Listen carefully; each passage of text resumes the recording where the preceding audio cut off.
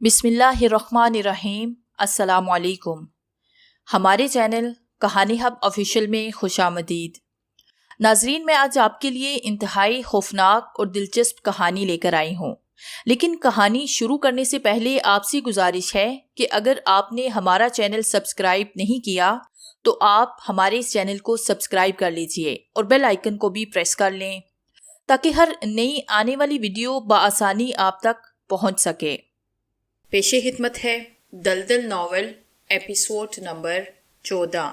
ये हकीकत है कि दरम वस्तु से तमाम तर इनहराफ के बावजूद मैं गैर महसूस तरीके से अब उसके कहने पर अमल कर रहा था। हालांकि मैंने अपने दिल में एक फैसला ये किया था कि दरम वस्तु की बात इस अंदाज में मानी जाए कि वो धोखा खा जाए और मैं अपना दिन खराब न कर सकूं। लेकिन न जाने क्या हो रहा था। अब शायद जो कुछ मैंने अपने वजूद में उतार लिया था वो असर दिखा रहा था कि मैं गैर महसूस तरीके से पूरन दास की बात मानने पर मजबूर हो गया और अब मेरे दिल में यही ख्वाहिश थी कि जल्द से जल्द ये सब जादू मंत्र मुकम्मल लूं और इसके बाद रागनी को अपनी जिंदगी में शामिल कर लूं। पूरन दास मुझे लेकर चल पड़ा। उस वक्त चारों तरफ अंधेरा फैला था। पूरन दास के आगे आगे एक पुजारी लालटेन हाथों में उठाए चल रहा था। हवा की साई साई की आवाज गूंज रही थी और हम किसी वीरान रास्ते पर आगे बढ़ रहे थे। कुर्बो जवार में बिल्कुल खामोशी तारी थी। बहुत दूर से किसी आवारा जानवर के बोलने की आवाज सुनाई दी जाती और बस। इस तरह से काफी फासला तय हो गया। पाताल भैरवी मेरी समझ में नहीं आई थी कि क्या चीज होती है।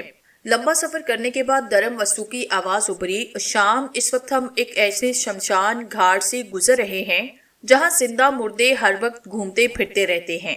यानी वो आत्माएं जो कहीं किसी तरह अपना मान नहीं पा सके रास्ते में मिलेंगी। क्या तुम ऐसी आत्माओं से डरोगे? रूहों के खास नहीं होते पूरन दास, फिर वो हमारा क्या बिगाड़ सकती हैं?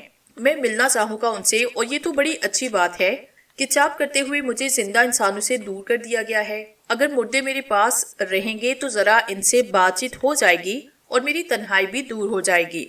पूरन दास खामोश हुआ। फिर वाकई जली हुई राख के ढेर जगह जगह नजर आने लगे। इंसानी हड्डियां चारों तरफ बिखरी हुई थी और कभी कभी मेरे पाँव से कोई खोपड़ी टकराती और फुटबॉल की तरह कड़कड़ती हुई दूर जा गिरती तो एक अजीब सा एहसास होता।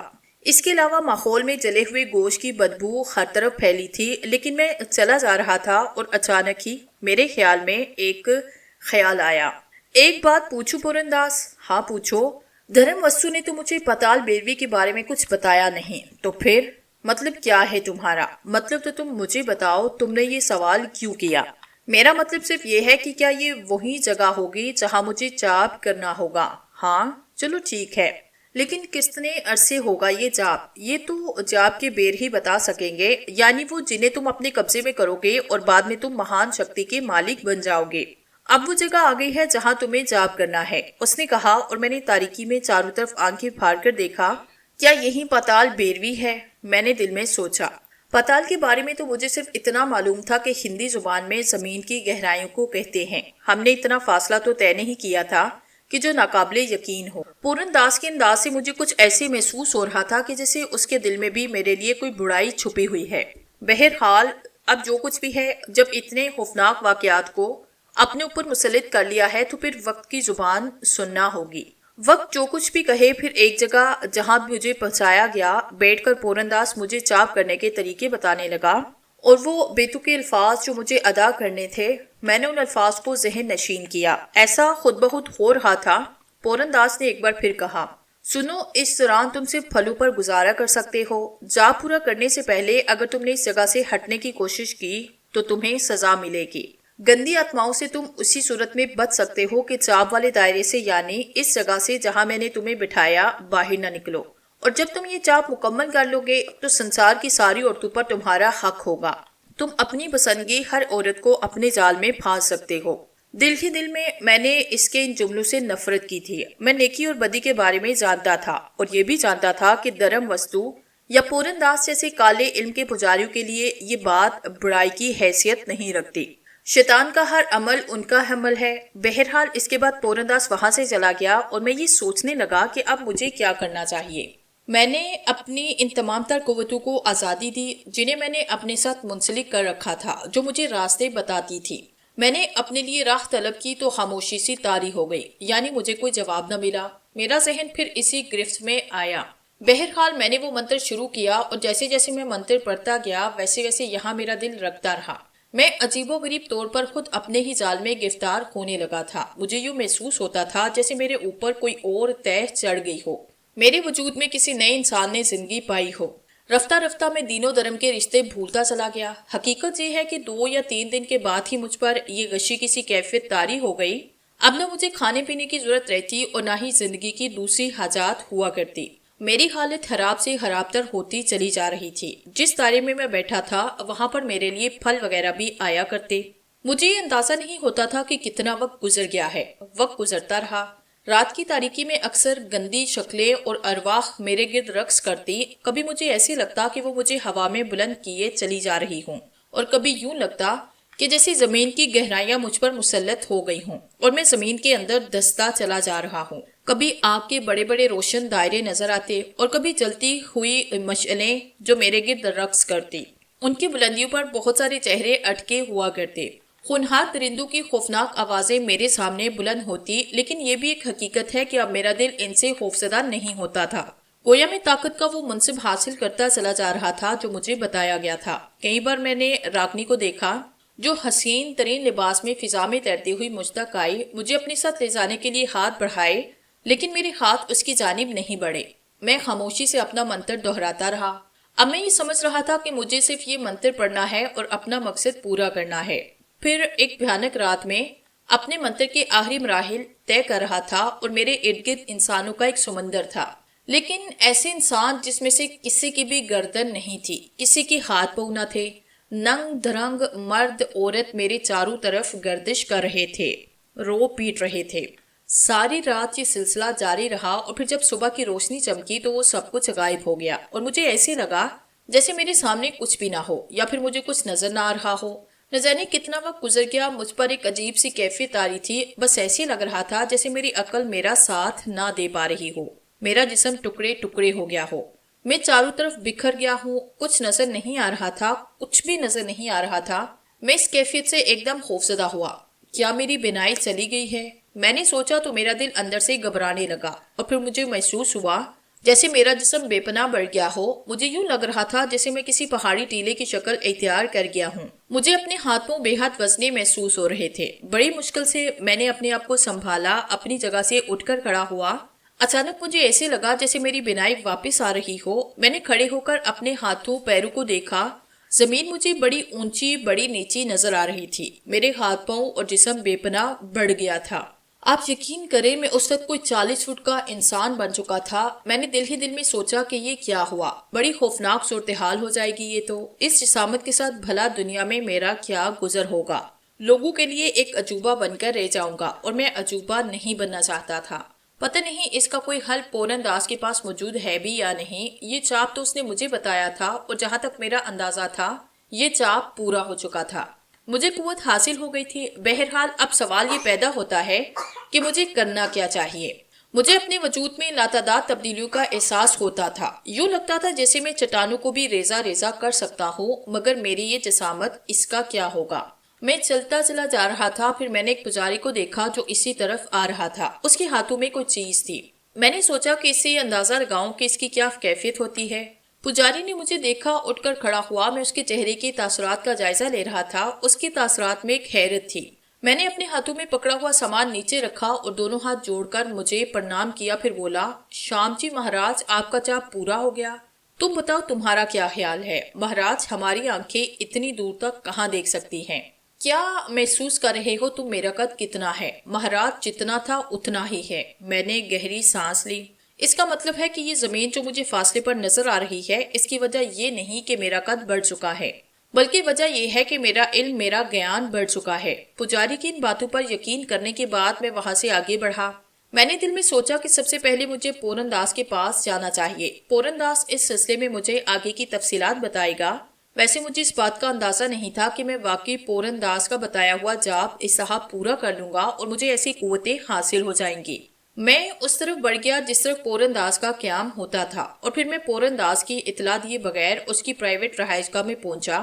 میں اس کو سرپرائز دینا چاہتا تھا، لیکن وہاں کا ماحول میرے لیے ہی سرپرائز تھا۔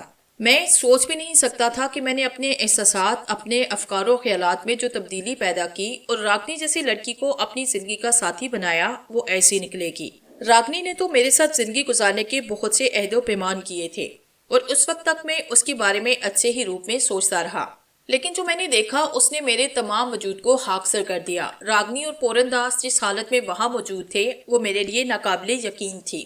میں آہستہ آہستہ آگے بڑھا، میرے تیور بڑے خوفناک ہوئے۔ میں نے غصیلی آواز میں راگنی کو پکارا۔ میری آواز شاید اس قدر بھیانک تھی کہ وہ دونوں کچھ لمحات کے لیے پتھرا سے گئے۔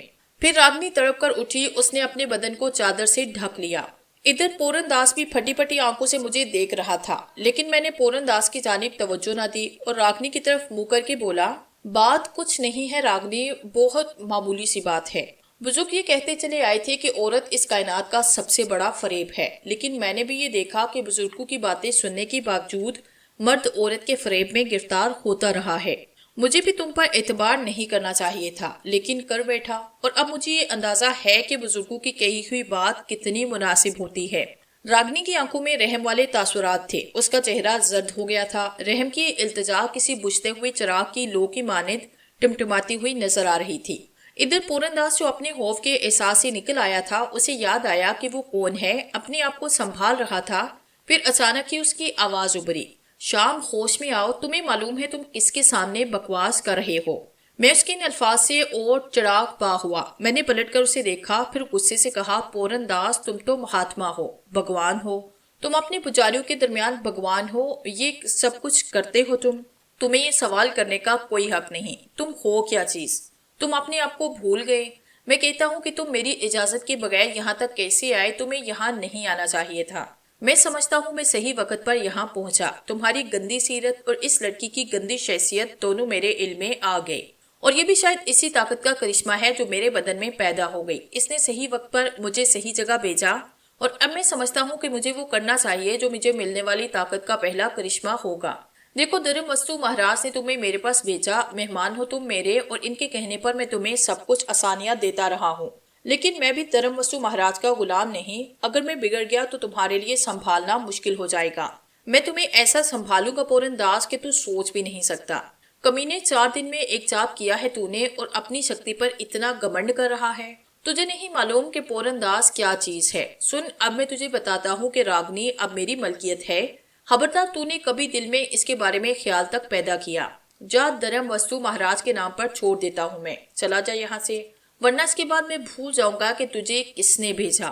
بات اصل میں بہت چھوٹی سی ہے پورن داس، بہت معمولی، وہ یہ کہ میں راگنی کو پسند کرتا ہوں۔ اس وقت دو طاقتوں کا کھیل نہیں بلکہ اپنی انا، اپنے مان کے ٹوٹ جانے کا کھیل ہے۔ کوئی کھیل یہاں نہیں چل سکتا شام، بے شمار سندر ناریاں تیرے چرنوں میں آ کر تجھ سے چرنوں کی دھول مانگیں گی۔ میں تیرا استاد ہوں، جا چلا جا، استاد اور شاگرد کا فرق درمیان میں رکھ۔ کتے جس روپ میں نے تمہیں دیکھا اس میں تجھے انسان کہتے بھی شرم آئے گی مجھے۔ تو اپنے آپ کو میرا استاد کہتا ہے۔ میرے ان الفاظ پر اس کا چہرہ غصے سے سرخ ہوا، اس کی آنکھوں سے خوفناک شعلے اگلنے لگے، اور پھر وہ مجھ سے مقابلہ کرنے کے لیے تیار ہوا، لیکن دشمن کو سنبھلنے کا موقع دینا دانش مندی کے خلاف ہے۔ افسال کے ساتھ جو وقت گزرا تھا اس میں ایسی باتیں بھی ہم دونوں نے اپنے ذہن میں سوچی تھی۔ چنانچہ دوسرے لمحے میں نے پورن داس کے پیٹ پر ایک لات ماری اور پھر اس کی گردن پر اپنی کلائی کا وار کیا۔ پورن داس اچھل کر زمین پر جا گرا، نیچے گرتے ہی ایسے مکھی کی طرح گورنا شروع کیا جو الٹی ہو جاتی ہے۔ اس وقت اس کی تمام جسمانی قوت ایک عجیب و غریب کیفیت پیش کر رہی تھی۔ وہ مجھے اس طرح گھورتا رہا اور میں یہ سوچ رہا تھا کہ مجھے اب اس کے ساتھ کیا کرنا چاہیے۔ اچانک ہی میں نے اسے اپنی جگہ سے اچھلتے ہوئے دیکھا، اور یہ دیکھ کر میں حیران رہ گیا کہ اچھل کر وہ زمین پر نہیں آیا بلکہ چھت تک پہنچ گیا تھا۔ اب وہ کسی پرندے کی طرح اس کمرے کی فضا میں چھت سے نیچے اور اونچا ہونے لگا تھا۔ پھر اس نے نیچے جھک کر ایک لات میری گردن پر ماری۔ میں ایک لمحے کے لیے بیٹھ سا گیا، ورنہ یہ لات اگر پوری قوت سے پڑتی تو یقینی طور پر میری گردن کی ہڈی ٹوٹ جاتی۔ اچانک ہی ایک مدھم سی آواز میرے کانوں میں گونجی، کیوں ڈر رہے ہو اس سے؟ تمہاری اپنی شخصیت ہے، ایک ایسی شخصیت تمہارے اندر جو تمہیں اس دھرم کے کسی شخص کے سامنے جھکنے نہ دے گی۔ بے دھڑک اسے مقابلہ کرو، یہ تمہارے مقابلے میں کچھ بھی نہیں، کیونکہ جو طاقت تم نے حاصل کی وہ بے شک شیطانی طاقت ہے، لیکن تمہیں کچھ اور بھی دیا گیا ہے، اسے نہ بھولنا۔ یہ جملے میرے لیے مشعل راہ تھے۔ میں ایک دم چونک سا پڑا۔ میں نے محسوس کیا کہ اب تک میں جن باتوں کو نظر انداز کرتا رہا ہوں اس وقت وہ میرے وجود میں جاگ اٹھی ہیں، لیکن یہ وقت سوچنے کا نہیں تھا، کیونکہ پورن داس میرے مقابلے پر ڈٹ گیا تھا۔ وہ پھر فضا میں نیچے اترا۔ اس نے اس بار پھر اپنا پاؤں میرے منہ پر مارنے کی کوشش کی، لیکن میں نے اپنا ہاتھ بڑھا کر اس کا پاؤں پکڑا۔ اس کے بعد میں نے اسے پوری قوت سے گھمانا شروع کیا۔ پورن داس اس کیفیت کے لیے تیار نہ تھا۔ میں نے اسے الٹا گھمایا اور چھوڑ دیا۔ پھر وہی ہوا جو میرے ذہن میں تھا۔ پورن داس دیوار سے ٹکرایا، اس کا بھیجا باہر نکل پڑا۔ زمین پر گر کر وہ تھوڑی دیر تڑپتا رہا اور اس کے بعد سرد ہو گیا۔ اس کے خون سے زمین سرخ ہو رہی تھی۔ میں نے راگنی کی طرف دیکھا اور غصے سے کہا، راگنی مجھے تم پہ اتنا غصہ ہے کہ میں تمہارے بدن کو تمہارے لیے کوئی بدترین سزا سوچ رہا ہوں۔ سمجھ میں نہیں آ رہا کہ تمہیں کیا سزا دینی چاہیے، ایک ایسی سزا جو میرے دل و دماغ کو سکون بخشے۔ معاف کر دیجئے، مجھے معاف کر دیجئے۔ آپ شاید اس بات پر یقین نہ کریں کہ یہ سب میں نے اپنی مرضی سے نہیں کیا، بلکہ مجھے مجبور کیا گیا تھا۔ میں اس کی شکتی کے سامنے کچھ بھی نہیں تھی، مجبور ہو گئی تھی۔ مجھے معاف کر دیں۔ جواب میں میرے ہونٹوں پر مسکراہٹ پھیلی۔ میں نے اس سے کہا، راگنی یقین میں نہیں جانتا کہ مجھے یہاں تک لانے میں کس کا ہاتھ ہے۔ میں واقعی بالکل نہیں جانتا۔ میرا دین، میرا دھرم آج بھی وہی ہے جو پہلے تھا، لیکن یہ بھی ایک بہت بڑا سچ ہے راگنی کہ تیری وجہ سے میں نے یہ سب کچھ کیا۔ واقعی بڑا نقصان اٹھایا میں نے، لیکن خیر کم از کم اگر مجھے کوئی قوت حاصل ہوئی تو اس سے یہ فائدہ تو پہنچا مجھے کہ میں تیری حقیقت کو جان لیا۔ راگنی میں نے تیری حقیقت کو اچھی طرح جانا۔ اب تو خود اپنے لیے فیصلہ کر کہ کیا سلوک کروں تیرے ساتھ۔ معاف کریں مجھے شام، معاف کریں۔ وہ دونوں ہاتھ جوڑ کر بولی، زندگی چاہتی ہے؟ ہاں، میں مرنا نہیں چاہتی، وہ گڑگڑا کر بولی۔ پھر بتا میرے اور تیرے درمیان فیصلہ کیسے ہو؟ شام ایک بات کہوں میں تم سے، برا تو نہیں مانو گے؟ دیکھو تم سے پہلے میں دھرم وستو مہاراج کے پاس تھی، اس وقت تم میری دنیا میں نہیں تھے۔ پھر مجبوری نے مجھے یہاں پورن داس کے چرنوں میں لا ڈالا۔ ایک عورت کسی طاقتور مرد کے مقابلے میں کیا کر سکتی ہے؟ میں تو یہ بھی نہیں جانتی تھی کہ تم یہ چاپ کر کے واپس آؤ گے یا نہیں۔ ایک دو بار میں نے پورن داس مہاراج سے پوچھا تو انہوں نے بھی کچھ نہ بتایا، بس مسکرا کے خاموش ہو جاتے۔ میں یہ سمجھتی کہ انہوں نے تمہیں موت کی طرف روانہ کر دیا۔ اب تم اس سنسار میں جیتے نہیں ہو۔ تم مجھے بتاؤ، نہ تو تمہارے جانے کے بعد مجھے دھرم وستو مہاراج سے پوچھا اور نہ ہی کوئی تمہارا ٹھکانہ ملا۔ ایسی صورت میں پورن داس سے اپنا بچاؤ کیسے کر سکتی تھی؟ مجبور تھی میں۔ مجھے نردوش سمجھو، میں دوشی نہیں، یقین کرو میں دوشی نہیں۔ میں کچھ دیر تک سوچتا رہا۔ پورن داس تو خیر اپنے آپ کو طاقتور سمجھتا تھا، میں نے اس کی طاقت کا خاتمہ کیا، لیکن یہ حقیقت ہے کہ یہ معمولی سی عورت میرے مقابلے میں کچھ نہ تھی۔ مارا جائے تو کسی ایسے کو جو جواب میں کچھ کر سکے، اسے مارنے سے کوئی فائدہ نہیں۔ میں نے حقارت سے اسے دیکھا، اس کے بعد واپس اس جگہ سے باہر نکل آیا۔ کچھ سمجھ میں نہیں آ رہا تھا کہ اب کیا کرنا چاہیے۔ اس میں کوئی شک نہیں کہ اس دوران میری شخصیت عجیب و غریب رخ اختیار کر چکی تھی۔ میں کچھ فیصلہ نہیں کر پاتا تھا کہ میں کون ہوں، کیا ہوں۔ یہاں سے ایک دم دل بھر گیا تھا۔ کالی نگر میں آنے سے مجھے کوئی فائدہ نہ ہوا۔ میں چلتا رہا، بس مجھے یہ احساس ہو رہا تھا کہ یہ دنیا ایک مکمل دھوکہ ہے، سب کچھ بیکار ہے۔ بہت عرصے پہلے کی بات ہے کہ میں کسی ایک مقصد کے لیے خود کو زندہ رکھے ہوئے تھا۔ میرے کچھ دوست تھے، کچھ شناسا تھے، کوئی کام تھا ایسا جو مجھے سر انجام دینا تھا، لیکن اب یہ کام میرے دل و دماغ کی گہرائیوں میں سو گیا تھا۔ حقیقت یہ ہے کہ لوگ مجھے شام کہہ کر پکارتے۔ ماضی میں میرا نام کیا تھا؟ ایک بار ایک ویران اور اجاڑ جگہ بیٹھ کر میں نے یہی سوچا اور میرا دل چاہا کہ میں اپنا سر پھوڑ لوں۔ ماضی کہاں سو گیا؟ میں تو دھرم وستو سے جنگ کرنے کے لیے نکلا تھا، لیکن یہ کیا ہو گیا؟ وہ آواز مجھ سے کیا کہہ رہی تھی؟ ایک عجیب سی کیفیت مجھ پر طاری ہوئی۔ میں نے سوچا انسانوں سے دوری اختیار کروں، کوئی ایسا عمل کروں جو سمجھ میں نہ آئے، لیکن وہ کیا عمل ہو؟ بس ایک عجیب سی خواہش تھی۔ اس وقت میں ایک ویران جگہ زمین پر لیٹا ہوا تھا اور میرا ذہن نہ جانے کیا کیا سوچ رہا تھا۔ کوئی ایک بات میری سمجھ میں نہ آ رہی تھی۔ نہ جانے کتنی دیر تک میں اسی طرح لیٹا رہا۔ مجھے یہ بھی اندازہ نہیں تھا کہ میرے چاروں طرف جنگلی جانور پھر رہے ہیں۔ کہیں لکڑ بگو کی آواز سنائی دے رہی تھی، دور کہیں گیدڑ بھی رو رہے تھے۔ میں خاموشی سے ایک عجیب سی کیفیت میں لیٹا ہوا تھا کہ اچانک ہی مجھے ایک خوشبو کا احساس ہوا۔ مجھے یوں لگا جیسے ایک سایہ سا میرے قریب سے گزر گیا ہو اور یہ خوشبو اسی سے اٹھ رہی ہو۔ میں نے جلدی سے اپنے اطراف کا جائزہ لیا، لیکن میرے سوا وہاں کوئی نہ تھا۔ ہر طرف ہو کا عالم تھا، ہر چیز سے ویرانی ٹپک رہی تھی۔ میں نے پھر سیدھا ہو کر آنکھیں بند کی۔ ابھی چند ہی لمحے گزرے ہوں گے کہ خوشبو کا وہی جھونکا پھر میری ناک سے ٹکرایا اور مجھے ایسے لگا کہ جیسے میری قریب سے کوئی گزرا ہے۔ میں اپنی جگہ سے اٹھ کر بیٹھا، پھر میں نے زور سے آواز دی، کون ہے؟ جو کوئی بھی ہے میرے سامنے آئے۔ میں کہتا ہوں میرے سامنے آؤ، لیکن مجھے یوں محسوس ہوا جیسے کسی نے میری گردن پر ہاتھ رکھ کر میری آواز دبا دی ہو۔ میرا دم گھٹنے لگا۔ میں نے ان نادیدہ کلائیوں کو پکڑنے کی کوشش کی جو میری گردن پر دباؤ ڈال رہی تھی، لیکن میرے ہاتھ کچھ نہ آیا، یہاں تک کہ میرے ہوش و حواس گم ہو گئے۔ جب میری آنکھ کھلی تو سب سے پہلے میں نے چھت سے لٹکتے ہوئے اس فانوس کو دیکھا جو انتہائی خوبصورت اور بہت بڑا تھا۔ میری سمجھ میں نہ آیا کہ میں کون سی جگہ پر ہوں۔ گزرے واقعات یاد کیے کہ میں ایک ویران علاقے میں زمین پر لیٹا تھا، لیکن یہ کون سی جگہ ہے؟ پھر ایک اور جانے پہچانے چیز کا احساس ہوا۔ یہ چیز وہ خوشبو تھی جنہیں میں نے وہاں محسوس کیا تھا۔ میں نے حیرانی سے اپنے چاروں طرف دیکھا۔ میرے بدن کے نیچے ایک بستر تھا۔ یہاں فانوس خالی چیز نہیں تھی، بلکہ اطراف میں اتنا شاندار ماحول تھا کہ دیکھ کے حیرت ہوتی۔ ایک طرف بڑا سا آئینہ تھا۔ فطری جبلت سے مجبور میں اپنی جگہ سے اٹھا اور آئینے کی جانب بڑھ گیا۔ ایک حیران کن بات اور تھی کہ میرے بدن پر سلک کا گوند تھا جس کی ڈوریاں بندھی ہوئی تھی۔ میرا چہرہ نہیں، یہ کیسے ہو سکتا ہے؟ اس دوران جب میں نے چاپ کیا تھا، شیو نہ بنائی تھی اور مجھے احساس تھا کہ میرا چہرہ بری حالت میں ہے، لیکن اس وقت میں بالکل صاف شفاف تھا۔ میرے بال سنوارے ہوئے تھے اور شخصیت ایسی تھی کہ جیسے میں کوئی بہت ہی شاندار انسان ہوں۔ کافی دیر تک میں حیرت سے آنکھیں پاڑے اپنے آپ کو تکتا رہا۔ پھر میں نے سوچا کہ یہ ہوا کیا ہے؟ آخر یہ کیا ہوا ہے؟ نہ جانے کیوں میرے ذہن میں دھرم وستو آیا اور میں نے سوچا کہ کہیں ایسا تو نہیں کہ دھرم وستو نے مجھے دوبارہ اپنے قبضے میں کر لیا ہے۔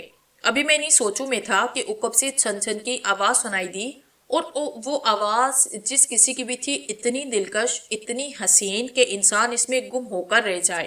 اس آواز نے مجھے مخاطب کیا، شام۔ میں نے پھٹی پھٹی آنکھوں سے چاروں طرف دیکھا، کوئی نظر نہ آیا۔ آواز پھر آئی، شام میری آواز سن رہے ہو؟ کون ہو تم؟ مجھے پہچانو، پورنی ہو تمہاری، اپنی پورنی کو نہیں جانتے؟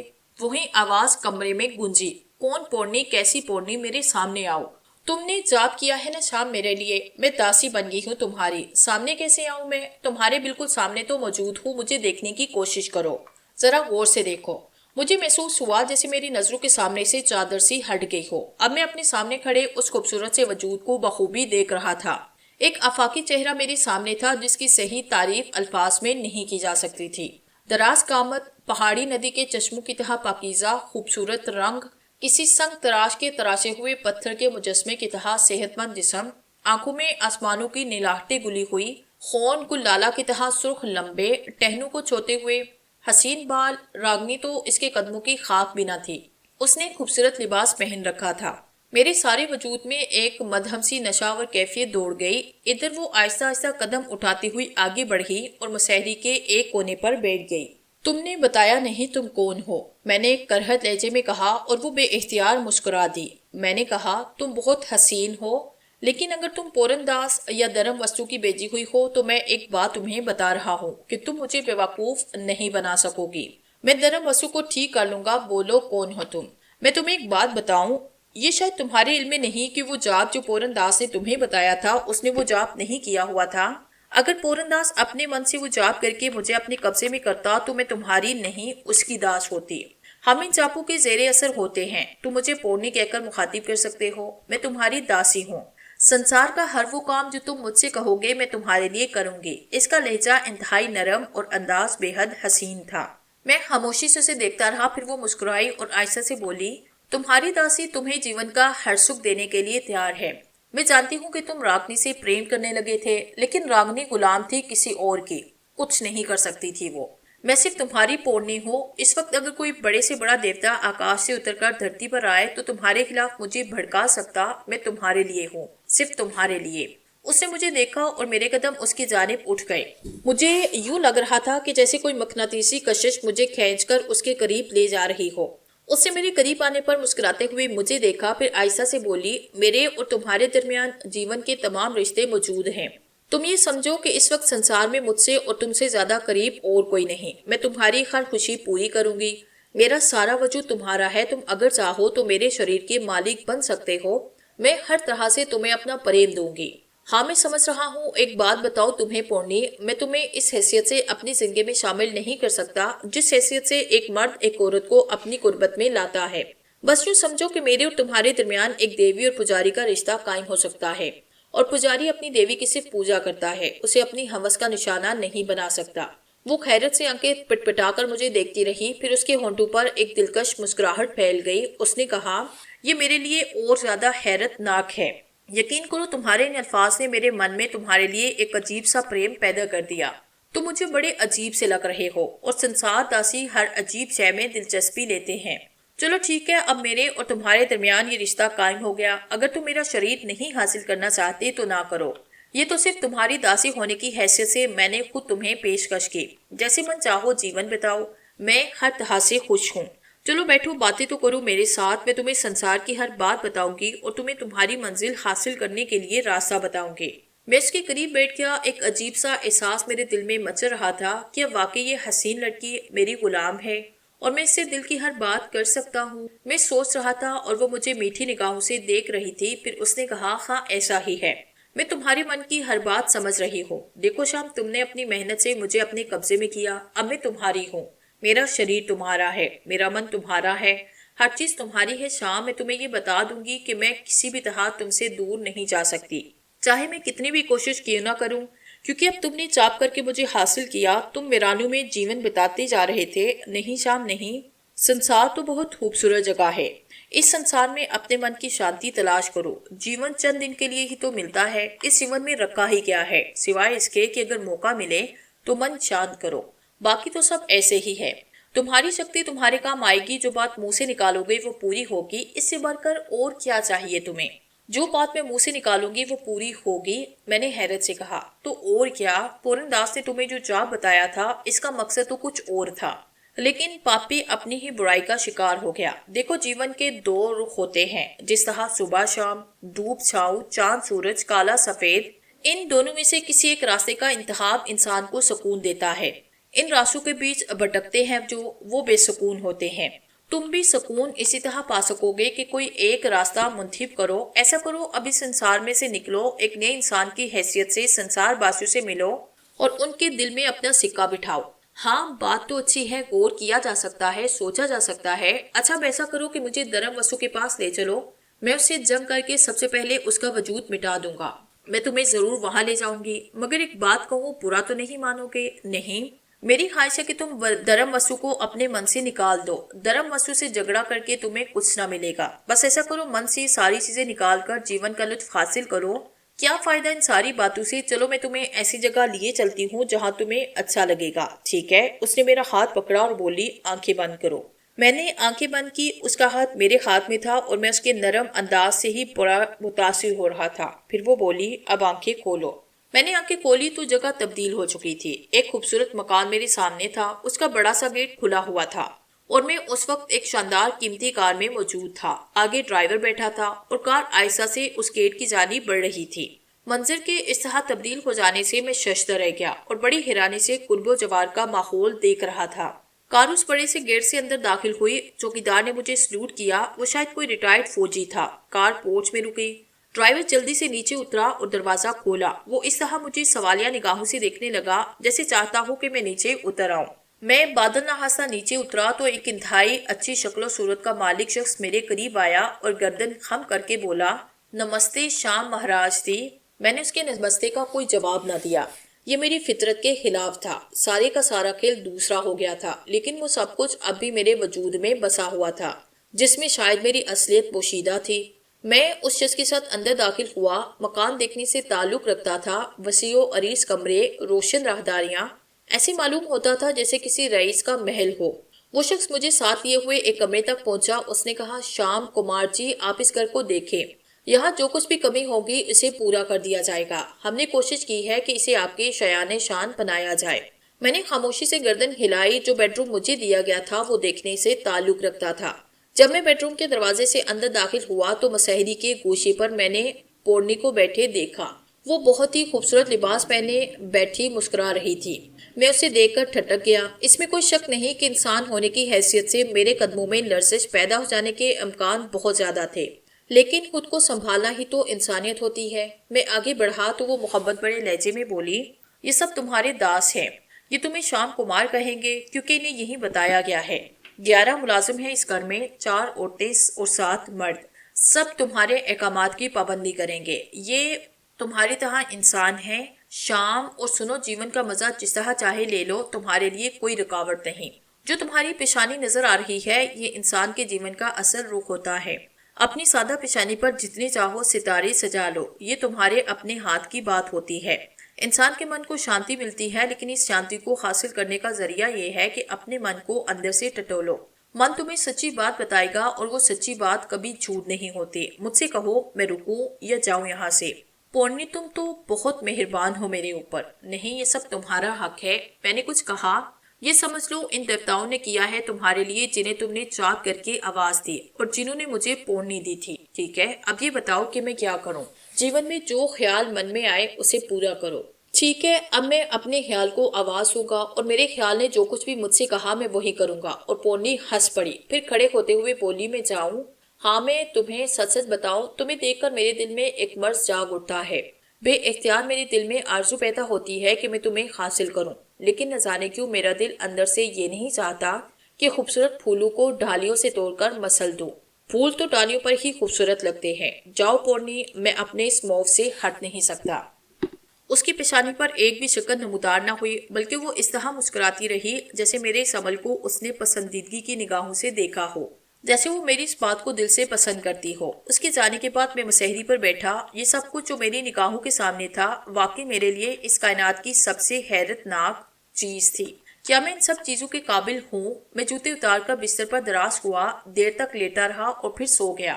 دوسری صبح جاگا، ایک ملازمہ میرے پاؤں کے نزدیک بیٹھی میرے پاؤں سہلا رہی۔ نوجوان لڑکی تھی، نرم و گداز بدن کی مالک، چہرے کے نقوش بھی اچھے تھے۔ میں نے جلدی سے پاؤں سکیڑے تو وہ اٹھ کر کھڑی ہو گئی۔ کون ہو تم؟ داسی ہوں آپ کی مہاراج، آپ کو جگا رہی تھی۔ اس طرح پاؤں سہلا کر ہیرا لال جی نے مجھے یہی بتایا تھا۔ کون ہیرا لال؟ اس عمارت کے مینیجر۔ ٹھیک ہے، کل سے ایسا نہ کرنا، مجھے آواز دے دیا کرنا۔ جو حکم مہاراج۔ لڑکی عجیب سی نگاہوں سے مجھے دیکھتے ہوئے بولی، اس کی آنکھوں میں پسندیدگی کے جذبات تھے۔